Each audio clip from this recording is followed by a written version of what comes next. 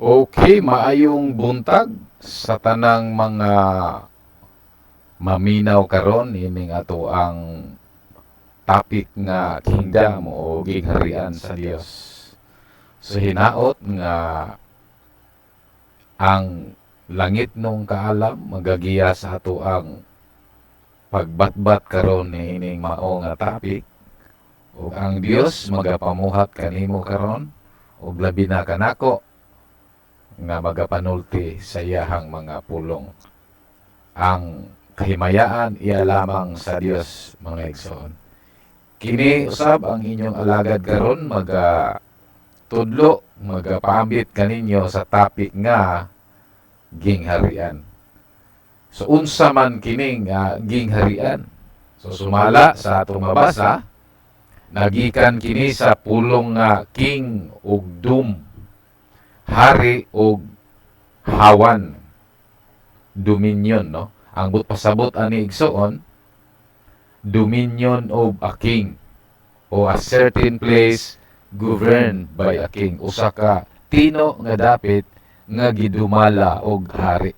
Muka na ibuot ipasabot niining pulong nga gingharian o kingdom. So karon daghan kayong nag-ingon nga nganong iwali man ang gingharian o ang kaluwasan lang di ang atong iwali o ang atong Ginoong Hesukristo. Mga igsoon, 2000 na kapin katuig ginawali ang kaluwasan o pinagi sa atong Ginoong Hesukristo, minilyo na ang nalaluwas. Nining takna, gusto na kong ipaambit kanimo ang mahitungod sa gingharian tungod kay kinahanglan usab nga kini imantala. Atong basahon ang Lucas 9:60. Nagaingon diha, subalit sinabi ni Jesus sa kanya, hayaan mong ilibing ng mga patay ang kanilang mga sariling patay, subalit para sa iyo humayo ka at ipahayag mo ang kaharian ng Diyos. So usa di ay sa mga sugo sa atong Ginoong Hesukristo ang pagsangyaw sa gingharian, mga igsoon. So nining mga taknaa atong tun-an pag-ayo unsa kining gingharian kay dili man pud nato kini mawali kun dili ta kasabot og unsa kini. Moinungdan nga atong tutukan pag-ayo ang mga pulong sa Ginoo, andamon nato karon ang atong Biblia ug unsay giistorya o gihisgutan o nasulat dinha sa Biblia nining pulong gingharian. So karon akong ipaambit kaninyo ang 7 ka mga gingharian sa tibuok eternidad. Sukad sa una hangtod karon og sa umalabot atong hisgutan karon kining 7 ka mga gingharian sumala sa mabasa nato sa Daniel 2:35 hangtod sa 45. So sumari lamang kini, mga igsoon. Kung doon na mo higayon, balikin na lang ninyo basa verse by verse diha sa inyohang kaugalingon. Ato lang kining isumari, mga kaigsunan, nga dinha sa Biblia dunay damgo ni Haring Nebukadnezar. Gipadamgo siya, mga igsoon, og usa ka estatwa. No, mao kana ang estatwa nga imong nakita karon. O kining maong estatwa, mga igsoon, duna ni siya mga nakinlain nga hamiling bato ang matag lawas, ang matag parte sa lawas niini. Og nabahin kini sa 5 ka gingharian. So una, nakita sa usa ka hari ang estatwa og ang ulo niini mao ang nagkahulugan sa gingharian sa Babylonia. Mao kanang unang gingharian, mga kaigsuonan, nga gihisgutan diha sa Daniel 2:35 ngadto 45. Kining ulo niya nga bulawan, nagsugod kini nga gingharian 605 BC paingon sa 539 BC. Mao kini nga gingharian, mga igsoon, sa Babylonia. Ikaduhang gingharian, mga igsoon, kaning iyahang dughan og mga kamot, silver, plata, no? Nagkahulugan kini sa gingharian sa Medo-Persia. So gikan sa 539 BC ngadto sa 331 BC, Mao kini kahulugan niya ng dughan nga silver o mga kamot. Ug ang ikatulo nga gingharian mga igsoon kining hawak tiyan ug hawak og mga paa nga bronze. O mabasa na to na diha sa Daniel 2:35 hangtod 45. O kining mao nga gingharian nag kahulugan kini sa gingharian sa Greece, sa Gresya, mga kaigsunan. So muna ang ikatulong gingharian. So ang ikaupat nga gingharian mga igsoon kining ikaupat pagan Rome, kaning iyahang mga tiil, mga batiis, no? Batiis ug tiil, no? Gikan sa 168 BC ngadto sa 476 AD. Mao ni siya ang pagan Rome, mga kaigsunan. So ang ikalima kining gitawag og divided kingdom o divided papal of Rome.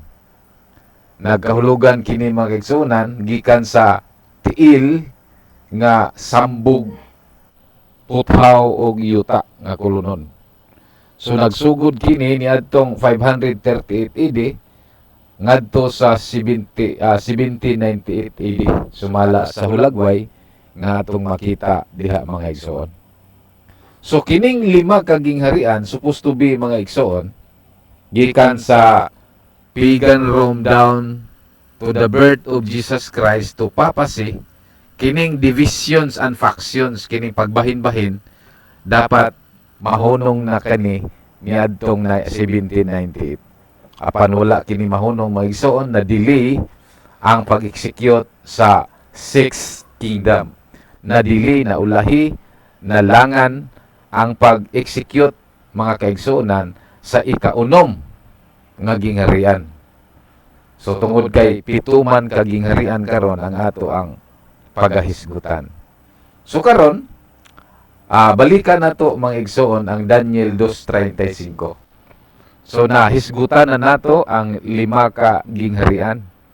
O balikan nato ang Daniel 2:35. Nagaingon diri, at once the iron, clay, bronze, silver, and gold crumbled and became like the dust, a threshing place in summer. The wind carried it all away, leaving not a trace. But the stone grew to be a mountain that covered the whole earth. So dinhi nato karon istudyuhan pag-ayo unsa kining ikaunom nga gingharian. Nga matud pa kining maong estatwa mga igsoon larawan napulpog pag-ayo nga sama na lamang sa tahop ug nangapadpad ug nangapalid kini. Pinaagi niadtong bato mga igsoon nga mipulpog kaniya. Unya kining bato mga igsoon, take note, kining bato nga nakapulpog nahimong dako nga bukid ug mikuyanap sa tibuok kalibutan. Kung ordinaryo lang ning bato literal, dili na mukuyanap sa tibuok kalibutan. Kung ordinaryo lang o literal nga bukid, dili na mukuyanap sa tibuok kalibutan. Ang but pasabot inigsoon dunay giistorya dinhing mga espirituhan ng mga butang nga mukuyanap sa tibuok kalibutan nga nagagikan sa bukid o kining bato nga atong pagahisgutan karon. Okay? So karon atong diritsoon pagbasa ang Daniel 2:45. Sulayan po nato sa Tagalog mga igsoon. Sari-sari ni atong mga pagtulunan karon mo basa tag English, mo basa po tag Tagalog unya gisulti nako o Binisaya. Sumatod pa sa Daniel 2:45 sa Tagalog, kung paanong inyong nakita na ang isang bato ay natibag mula sa bundok, hindi sa pamamagitan ng kamay, at dinurog ang mga bakal, ang tanso, ang luwad, ang pilak, at ang ginto. Ipinaalam ng dakilang Diyos sa hari kung ano ang mangyayari sa hinaharap, at ang panaginip ay totoo at ang kahulugan nito'y mapagkakatiwalaan. Dinhi ko mga igsuon na pukaw pag-ayo ni ining maong pagtulunan karon nga akong ipaambit kaninyo. Kay kini di aing pananawon o damgo ni Haring Nebukadnesar nga mao ang larawan ng kahulugan sa lima kagingharian ug gipulpog kini sa bato mga igsoon nga gikan sa bukid nga bato. Unya nahibaw-an nato sa 35 nga kining bato pod nahimong bukid og mikuyanap sa tibuok kalibutan. Unya diri sa 45 nag-ingon nga ang maong mga pananawon ug ang maong damgo tinuod ug ang kahulugan niini kasaligan. Hallelujah. Nagpasabot kini mga igsuon nga dunay dako kaayong mensahe niini hangtod sa atong panahon karon kay nag-ingon man diha nga mangyari sa hinaharap mahitabo sa umalabot nga panahon. So karon padayunon nato. Naghatag ko karon mga igsuon og hulagway. Naghisgot man ta ganiha og bato og bukid. So akong gibuhatan og hulagway aron ma-picture out nato ang espirituhanong mga butang diha pinaagi sa hulagway. So matod pa sa propesya sa Isaias 2:2 ug Mikeas 4:2, at mangyari sa mga huling araw na ang bundok ng Panginoon, bahay ng Panginoon ay matatag sa taluktok ng mga bundok at magiging mataas sa mga burol at lahat ng bansa ay magsisiparoon doon. Gipanagna na sa propesya mga igsoon nga kining maong bukid mga igsoon diha pagatukuron ang balay sa Ginoo ug daghang mga nasod nga mga nayan mangadto didto. Nasa inyong una-una mga igsoon, nagsugod na ba kining kahitabo? Yes, nagsugod ni pagkakahitabo mga igsoon. Tungod kay ang Israel karon daghang gyud kaayong moadto dito. Daghang gyud kaayong moadto. Muna nga klaro kaayo ang balaang kasulatan nga nagsugod yung mga panghitabo ang maong nga propesya. So basahon nato ang Mikeas, Mika, no? 4:2. At maraming bansa ang darating at magsasabi, halik kayo. Tayo'y umahon patungo sa bundok ng Panginoon at sa bahay ng Diyos ni Jacob upang maituro niya sa atin ang kanyang mga daan at tayo'y makalakad sa kanyang mga landas sapagkat mula sa Sion kingharian di ay magsuon ang Sion ay lalabas ang kautusan at ang salita ng Panginoon mula sa Jerusalem. Diha sa Biblia mga igsoon, akong gitanaw pag-ayo ang mga translation. Ang Sion naa sa Jerusalem, unya ang Jerusalem naa sa Sion. Munang dili magkabulag kining Sion o Jerusalem mga igsoon atong lantawon pag-ayo. So kining Sion mao ni siya ang bukid nga gihisgutan sa Biblia nga mokuyanap sa tibuok kalibutan. O kining Jerusalem mo kini ang ato ang espirituhanon nga inhan sumala sa Galacia 4:20-24. So karon atong lantawon pag-ayo ang pulong sa Ginoo. Unsa gyud di ay ning Sion. Basahon nato mga igsoon sa Salmo 132:13 ug 14. Ingon diha, for the Lord has chosen Zion, He has desired it for His dwelling. This is my resting place forever and ever. Here, kanang pag-ingog here mga igsoon, naghisgot na og tino nga dapit. Tino nga lugar. Dinhi sa Sion. Ingon ang Ginoo, I will sit in throne. Kung atong subaron sa Bisaya, dinhi sa Sion, akong ipahiluna ang akong trono. Sa ato pa mga igsoon, kung sabto niyo pag-ayo, honestly, ang Sion di ay mao ang gingharian sa Dios. Nga ikapila, ikaunom. Kay ganihan nagisgot man ta atong lima ka gingharian nga gidugmok nga murag na lagtahop nga nangapalid. So kining sayon mga igsoon mao ni ang ikaunom nga gingharian kung atong iphon, no? Mao ni ang ikaunom, no? Muna diha mga igsoon nga klaro kaayo sa Biblia mga igsoon o karon padayon ta. Kung tan-aw nimo Roma 1:2:16 atong basahon sa English mga igsoon, for the Lord will rebuild Zion and appear in His glory. So sa giingunan nako mao ni ang ikaunom nga gingharian og mao kani ang preparation time, mao kani ang pagpreparar. Doon na ba kayo napansin mga igsoon? Rebuild. Unsa may sabutan ng rebuild? Tukuron pag-usab. Kay ngano man di ay nganong pag-usab man. Tungod kay ang sayon mga igsoon ni adto mibulag sa kabubuton sa Ginoo. Nagsimbag Dios mitalikod sa Ginoo.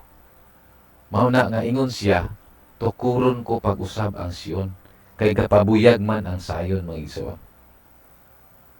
Na take note, ang sayon mga igsoon usa ka lugar puro doon na po'y mga tao. Munang mingon siya sa Isaias 1:27, luwason ang Sion, pinagi sa hustisya, ug ang iyang mga nakabig, pinagi sa pagkamatano. That's another topic.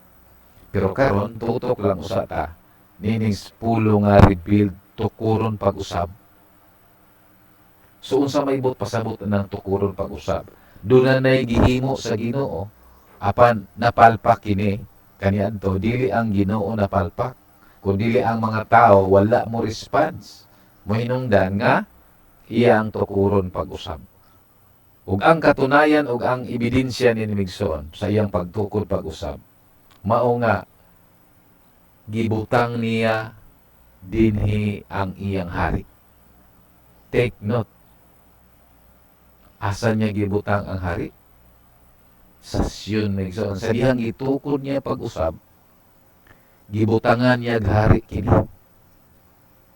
Sa Salmo 2:6, klaro kaayo nga ang Diyos Amahan nagbutang og hari diha sa bundok Sion, sa bukid sa Sion nga balaan. Ug natuman ba na mga igsoon sa Bagong Testamento? Natuman. Mateo 21:5, si Jesucristo mga igsoon di ay kana. Ingon ang Mateo 21:5, o niana ang inyong hari, mga anak babae sa Sion. Pagkanindot mga igsoon ang programa sa Dios kung imo masabtan. Dayon kining Sion mga igsoon gibutang diha niya ang hari. Unya gibutang pud niya si Jesus, ingon nga bato nga pundasyon. Naglagay ang Dios ng pundasyong bato saan? Diri sa Sion niya gibutang mga igsoon ang pundasyon nga bato. Dunay tulo ka verse nga nagpamatuod, Isaias 28:16, Roma 9:33 ug 1 Pedro 2:6. So tin-aw kaayo og klaro ang mga pagtulunan sa Biblia migsoon. Gitukod pag-usab sa Dios ang sayon, gihabutangan niya hari, gibutangan niya pundasyon. Unya kining bato nga pundasyon migsoon, klaro kay sa Biblia migsoon nga kining bato matud pa sa Buhat 4:11-12. Kining bato mao ni ang si Jesus nga bugtong mangluluwas ug wala nay laing makaluwas pa silong sa langit. Kini lamang Jesus mga kaigsunan nga gibutang niya sa Sion, ingon nga hari. So kini Jesus nga atong nailhan migsoon sa sayon kini gibutang. Siya ang kamatuoran, siya pud ang pultahan. Siya ang dalan.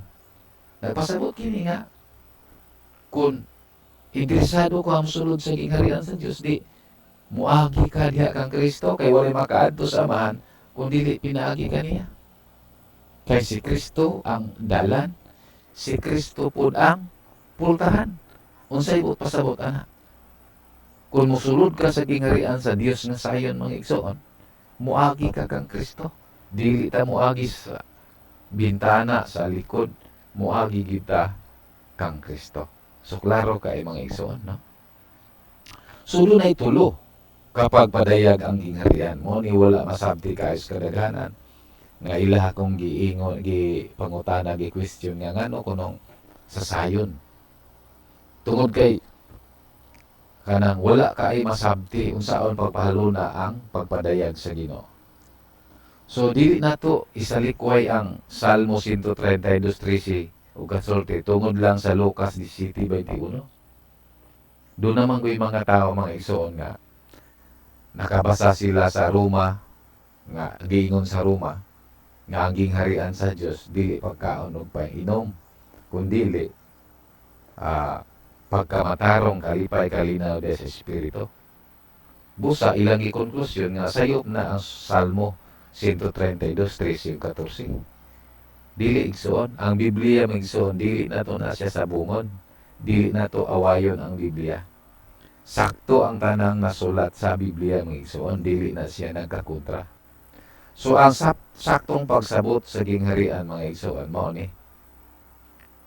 gipadayag siya sa unang panahon katong 5 dayon na nga gipadayag naman to nga pulpugon sa Ginoo ang 5 dayon iyahang gitukod ayang tukuron pag-usab ang sayon mo na ikaw no sayon nga giingon niya nga gipili niya nga maoy iyang harian hangtod sa kanturan. So ikaduhang pagpadayag mga igsoon kining tukuron pag-usab meaning to say on the process. Waiting ta on the process spiritually. We are the co-builders. Nini mga igsoon. Kay tukuron pag-usab man proseso man dili man na one click mga igsoon proseso. Kung nakita nimo karon proseso. Munang ingon diya sa Lucas 17:21, ayaw mo pagtuo kung dunay ingon nga ang gingharian tuwa dito spikas. Kay karon mga igsoon daghang kay nagwali gingharian nga tuwa kuno sa Korea. Ang gingharian kuno tuwa sa Davao, Tamayong Davao. Dili mga igsoon, dili ta magpalinglaan ang mao nga mga pagtulunan. Ingon ang Ginoo sa Lucas 17:21, ang gingharian naa sa sulod ninyo. Nganong naa man sa sulod nato? Tungod kay atong gidawat pagtulunan kini. Kanang giingon sa Ginoo sa atong gibasa ganiha nga ang bato nahimong bukid ug mikuyanap sa tibuok kalibutan. Dili na literal nga sayon lamang mga igsoon. Kundi pagtulunan ka na nga atong gituuhan. Mulang simple kining pagtuo naaman sa sulod nato. Mulang ingon ang Lucas 17:21 nga ang gingharian sa Dios naa sa sulod ninyo. Kay ang gingharian mga igsoon nga espirituhanon pwede sudlon, pwede sulod nato. O klaro kayo ang Lucas 17:21. Ngano man, tungod kay ang programa sa Ginoo mga igsoon alang sa mga niluwas. Kolosas 1:13 nga ang mga taong naluwas kinahanglan nga mabalhin sa gingharian ni Kristo. Dili na gingharian nga literal geographical mga igsoon. This is just a waiting, a campaign period. Unsa man campaign period. Nagpaabot ta sa realidad nga ipatindog pag-usab sa Ginoo kining maong gingharian. Munang kining atong panahon karon nga nahimo tang kabahin sa iglesia, ang atong pagtuo ug pagtulunan mao nga mabalhin ta diha sa gingharian sa hinigugmang anak sumala sa Kolosas 1:13. Unya kung basahon mo pag-ayo ang Hebrehanon 12:22, ingon dito, ang giduol ninyo mao ang bukid sa Sion, ang langit ng Jerusalem, uban sa dili mahiyap nga manulunda, kansang mga ngalan na sulat sa libros kinabuhi. Kung basahon nimo sa 28, magpasalamat kita kay nakadawat kita gingharian nga dili matarong. So kaniadto karon ug hangtod sa umalabot. Asa mabasa? Pinadayag Apokalipsi Tagalog anang binadayag Apokalipsi. Apokalipsis. Pinadayag 14:1. Kung makita nimo ang pinadayag 14:1, makita nimo diha nga ang kordero sa Dios nagtindog sa bundok Sion, bukid sa Sion. So inana ang hanay sa gingharian magisuon nga nalumpag na ang 5 ka gingharian nga damgo ni Haring Nebukadnezar o ang sayon mo gipili sa Ginoo nga iyang harian hangtod sa kangturan o iya kining tukuron pag-usab. Then kay tukuron pa man pag-usab ingon siya sa Lucas 17:21 ang gingharian sa Dios nasa sulod ninyo o nabalhin na ta dinhi migsuon. Hebrehanon 12:22 na dawat na nato kini ug sa malabot makita kini mga igsoon. So ang ikatulo nga pagpadayan sa gingharian ay kining gitawag og eternal kingdom, walang hanggang kaharian. Mabasa na to na sa Pinadiyag 21:1 hangtod sa 15. Mao na atong isgutan sa unahan. So dapat mga kaigsuonan ko, masabtan na to kining gitawag church, no? King ug kingdom. Sa ganito, masabtan na to ang church, ang king ug ang kingdom. Una, ang pulong at church o iglesia daghang kay naghimog kahulugan ana magigsoon. Pero klaro kaayo nga ing Efeso 5:23 nga kining pulong iglesia lawas ni Kristo, mga tawo ni dili ni siya ingon nga kanang relihiyon nga giparehistro diha sa sik dili na migsoon. Kining gitawag nga church o iglesia lawas ni Kristo. Unsa may pasabot ang lawas ni Kristo?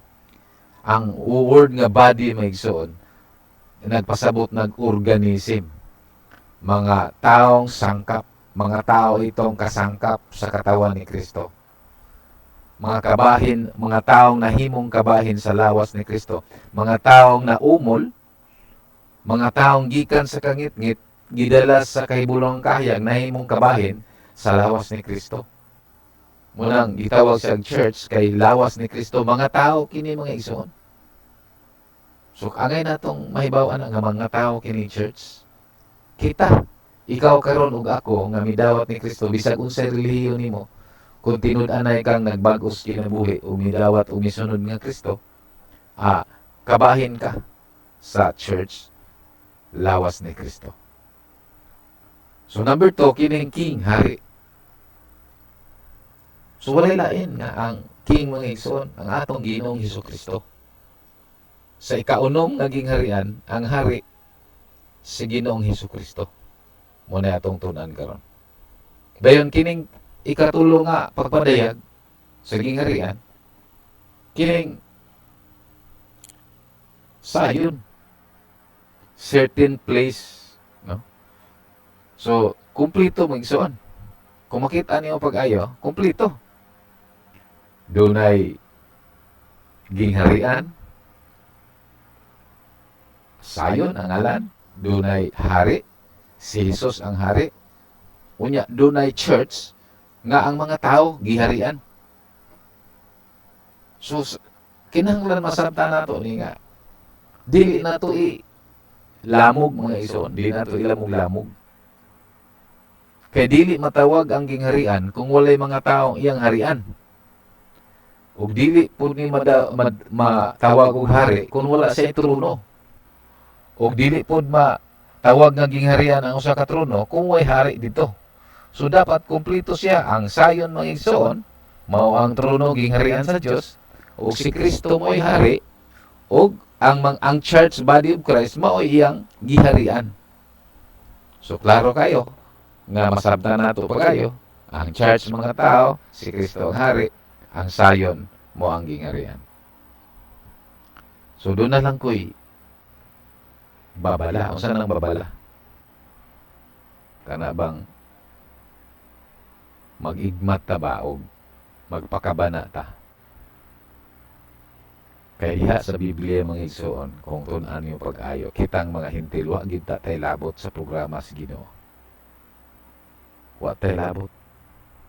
Muna kung basahon nimo ang Roma 11:25. Ingon diha, upang kayo'y huwag magmamarunong sa inyong sarili, mga kapatid. Nais kong malaman ninyo ang hiwagang ito, na ang pagmamatigas ay nangyayari sa isang bahagi ng Israel hanggang makapasok ang buong bilang ng mga hintil. tungod sa bahin sa Israel dili tanan nga misalikway ni Kristo na paambit sa ato ang mga hintil ang kaluwasan. Pero bantayan nato tungod kay dunay gidaghanon nga gitagal nga gidaghanon sa mga hintil mga igsoon. Nga kun moabot na ang gidaghanon, unsa man ang gidaghanon? Number ba? Wala tatugani og pila ka milyon, wala tatugani. Ang Diyos lang hibalo. Pero ang Biblia naghingon nga dunay gitagal nga gidaghanon ang mga hintil. Nga kun moabot na kining maong gidaghanon, masirado na ang gingharian, ang grasya, o maluwas ang tibuok Israel. Karon og maglangan-langan ta mga igsoon, dakong problema. So mohinungdan nga gitawag ka sa Ginoo. Igsoon, gitawag ka. Gihigugma ka sa Dios, gitawag ka sa Dios. Ingon diha sa Juan 10:16, at mayroon akong ibang mga tupa na hindi sa kulungang ito. Nganong kulungan man ang gigamit tungod kay tupa man ang gihisgutan, karnero man ang gihisgutan, di ang iyang puluyanan kulungan, pasa ka ng turil. Pero kung sabto nato sa tao migsoon ang giistoryang kulungan, puluyanan. So mao na ang sayon migsoon kay ang Dios man gapili ana nga iyang puluyanan. So sayon ang pasabot anang kulungan. Kung imuhang anis ka migsoon sa pagsabot, at meron akong ibang mga tupa na hindi sa kulungang ito, sila'y kailangan din namang dalhin ko at kanilang diringgin ang aking tinig, at sila'y magiging isang kawan at magkaroon ng isang pastor. Ang programa sa Ginoo maigsoon nga biblikal. Kanang kitang tanan mausa ra gyud mga kaigsuonan diha sa iyahang turil. Hintil ka man, Hudiyo ka man, unsa may tribo nimo, mag-usa ra gyud ta sa iyang turil. Kay sa 1 Corinto 12:13, sa usa ka bautismo miinom kita sa usa ka espiritu. Hintil man ta o Hudiyo, usara ka espiritu. Sumunay programa sa Ginoo nga ang tinuod nga naluwas mahimo gyung maabalhin diha sa gingharian sa hinigugmang anak. So mao ni ako ang babala mga igsoon. Ang babala. Bisag namati ka karon sa pulong sa Dios, dasig ka kaayo. Unya nagpabilin ra gihapon ka diha sa relihiyon nga minugna og tawo. Nagpabilin ra gihapon ka sa relihiyon nga gitukod sa tawo. So mabot ang panahon nga manirado ang Ginoo. Basig manuktok na lang ka nga ablihi ko. Nya mingon ang Ginoo ko kaila. Basaha pa kayo ang Lucas 13:24, 27. Mateo 7:21-23. Kining mga tawhana nagwali, nagampo, naghimog mga milagro. Dili basta-basta ang ilang ministry, pero mingon ang Ginoo ko kaila ninyo. Sa inyong unahuna nganong wa makaila ang Ginoo, nakabsan bag memorya ang Ginoo wala. Kining mga tawhana dasig sa pag-alagad pero wala mosulod sa gingharian, wala mabali, nakurap, naluwas, dasig, sincero, pero natanggong sa reliyon nga minugna og tao. Kaya kabuton sa Ginoo migsoon ang usa ka luwas, malalin o mabalhin diya sa gingharian ni Kristo. Kolosas 1:13. Peligro. So karon pa malandungi pag-ayo igsoon ko. So ang fulfillment sa ikaunom nga gingharian, ikaunom ang atong gisigutan igsoon. Ang kahingpitan sa pagpadayag maigsoon niining realidad sa gitawag og millennial reign of Christ nga ikauno man igsoon. Ang realidad nga panghitabo nini inighuman sa rapture, mubalik ang atong Ginoong Hesukristo kauban ang tanang mga na-rapture o bride pangasaunon o maghari.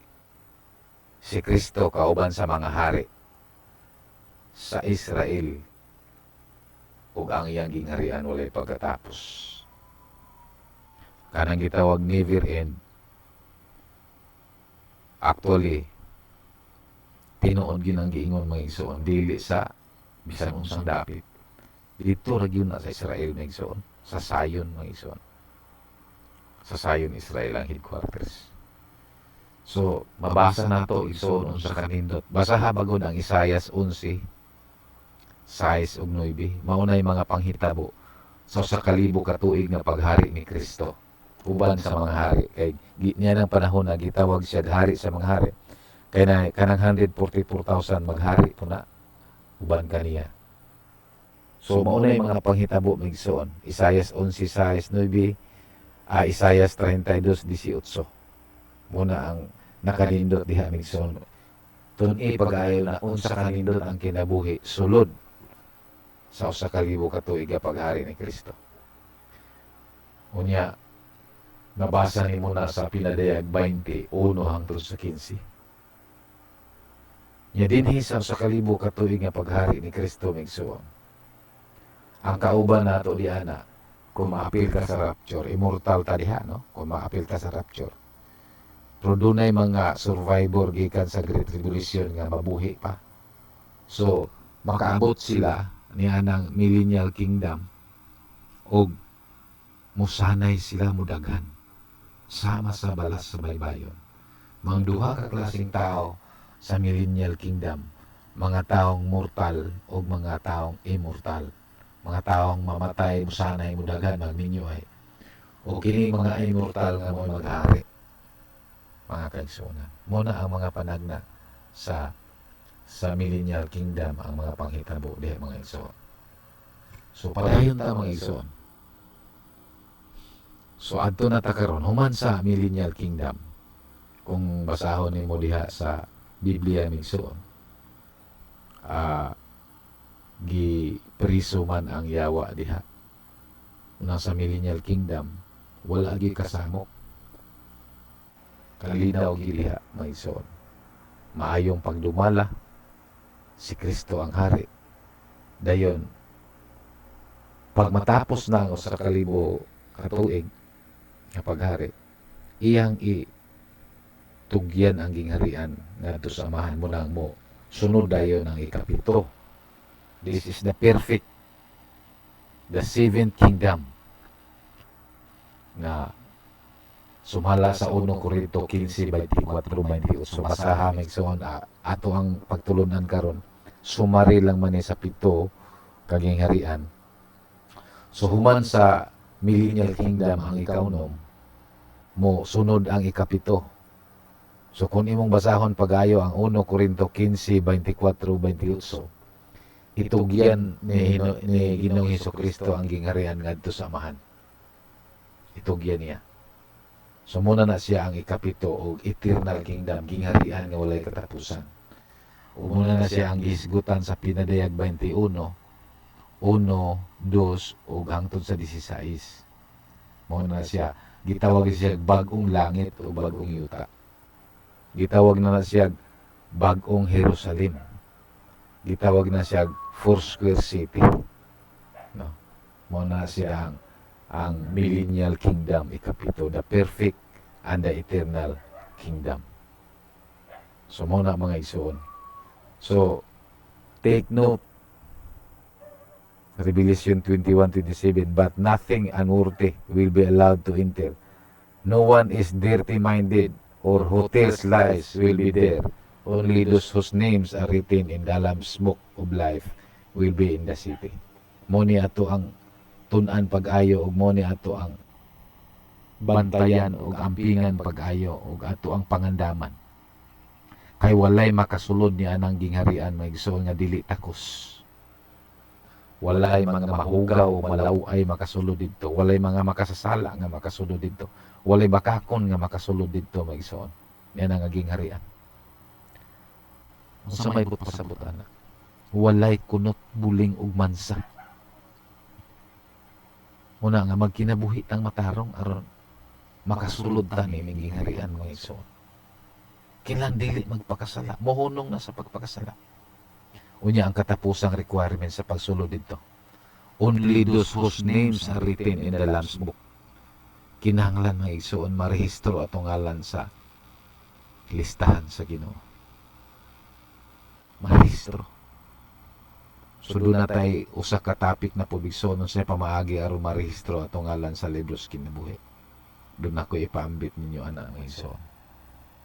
So unsa gani ang makasulod didto walay kunot buling umansa dayon ang ngalan na sulat sa libro sa kinabuhi. So karon atong tan-awon mga igsoon kay ang uban nalibog man ani. Nalibog sila unsay kalainan sa millennial o eternal. So tan-aw pagayo. Ang ikauno mga igsoon naging harian o millennial kingdom of Christ. Ang hari diha si Kristo, di ba? Unya ang mga tao diha nagmix mortal and immortal. Unya diha napay regular do na adlaw gabi matulog ang tao. Dayon usa gatos ra ka tuig, usa ka libo ra ka tuig. Kining 7 ikapito og giharian nga wala katapusan. Ang hari diha ang Dios nga Amahan. Dayon ang mga tao kita diha immortals na. Wala na ikamatayon tanan, puros na incorruptible body. Unya diha mga igsoon, wala na ngit-ngit. Hayag na tibuok adlaw. Kaya ang Ginoong Hesus mao ang kahayag. Unya wala na po'y mga dagat diha, wala na dagat. Wala na dagat sa bagong langit ug bagong yuta, wala na dagat. Unya wala na ihunong, wala na ihap sa katuigan. So eternal. So subunako sa millennial, ikaw ano maging harian, si Jesus ang hari. Sa eternal kingdom, ang Diyos Amahan mo hari. Sumuna ang kalainan mga igsoon sa eternal kingdom, the seventh kingdom. So this is the final message that must be preached. Mo ni ang gisugo sa Ginoo nato mga igsoon sa atong panahon karon nga iwali. Kaya nag-ingon ang Mateo 24:14, kung igawali na sa tibuok kalibutan ang ibanghilyo sa gingharian, ug moabot na ang katapusan. Dili na mag-antos mga igsoon ang mga Kristohanon. Busa tabangi kunyo, tabangan nato wali kining maong mensahe. Number 1, ministering the ministry of reconciliation. Kinahanglan nga ato nang undangon ning bahin-bahin mga igsoon, pagpundok-pundok. Subo kay pamandong ron parintig suon nagkatibulaag sa pag-alagad. Mga igsoon, undangon na nato na. Let us ministry the ministry of reconciliation. Kinahanglan nga maghusay na, matakdo, mapasiguli na kitang tanan. Number 2, all must be registered kingdom citizen. Kinahanglan ang matag-usa. Mahimo ng registered kingdom citizen. Doon na kasiguruhan nga yung ngalan na sulat sa libro sa kinabuhi. Ikatulo, mahimo tang usa ilalom sa dominyo ni Kristo. Karon pa lang iso na ato ning panikamutan mo ni ang pag-ampo sa atong Ginoong Kristo nga mahimo kitang usa sa iyang dominyon. Yes, ang ibig sabihin, mahimo tang usa. Diha siya ang pagdumala, wala mabahin-bahin. Sumuni ang pag-ampo, ang tinuod nga Kristo sa akong kinabuhi nga nasa sulod nako. Sumala sa Juan 17, 20, 21, 22. Ang tinuod nga Kristo nagagulo sa pag-ampo. Makitang tanan mahimong usa. Kung ang Kristo sa imong kasing-kasing igsoon, mao ang Kristo sa sulod nako. Mao pud ang imong pangandoy nga kita mahimong usa lamang kapanon diha kaniya. So kung doon na kay mga pangutana, comment lang ayaw pagkataka sa pangutana, i-text, i-message sa Facebook o sa YouTube. Dini mao nga YouTube.